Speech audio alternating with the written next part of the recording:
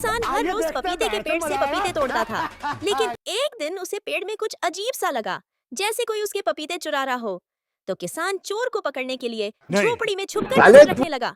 जैसे ही अगली सुबह हुई, तोता हर दिन की तरह आया और एक पपीता चुराकर उड़ गया। किसान चुपचाप उसका पीछा करता है। तोता उड़ते उड़ते अपने घर पहुंचता है और पपीता अपनी झोपड़ी में रख देता है। किसान समझ जाता है तोता माँ बनने वाला है, इसलिए वह अपने आने वाले बच्चों के लिए खाना इकट्ठा कर रहा है। फिर एक दिन बहुत तेज बारिश होने लगती है। किसान दौड़ता हुआ आता है Love और you. तोते को अपने साथ ले आता है। तोते का घर पानी में बह जाता है। कुछ दिन बाद तोता अंडे देता है और फिर उन अंडों से नन्हे बच्चे निकलते हैं। किसान ये देखकर रोने लगता है, फिर भी किसी ने लाइक, शेयर, सब्सक्राइब नहीं